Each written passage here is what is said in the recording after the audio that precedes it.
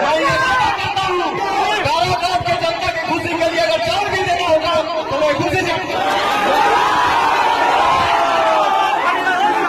चलेंगे। रास्ता सही नहीं थे, पानी फूल भरा हुआ हो, गर्मी आने का जी हाँ दोस्तों, तो जैसा आप लोग जानते हैं कि लोकसभा का चुनाव होने वाला है और पवन सिंह कल जो कि नामांकन किए, जी हाँ, और विशाल नामांकन भी हुआ।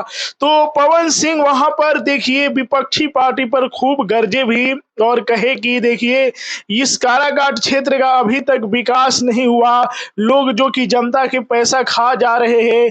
तो पवन सिंह ने जनता को आश्वासन दिलाया कि देखिए यदि इस बार पवन सिंह को आप लोग नेता बनाते हैं तो काराकाट का विकास होगा। देखिए काराकाट की रोड भी खराब है, ऐसा पवन सिंह ने कहा है। जी हाँ दोस्तों, उन्होंने कहा कि इसीलिए जो कि मैं निर्दलीय चुनाव लड़ रहा हूं, क्योंकि देख रहा हूं कि अभी तक इस क्षेत्र का आखिर विकास हुआ क्यों नहीं, इतने साल से तो नेता यहाँ बने हुए हैं। जी हाँ दोस्तों, तो पवन सिंह का कहना है कि देखिए मैं इस बार जरूर विकास करूंगा।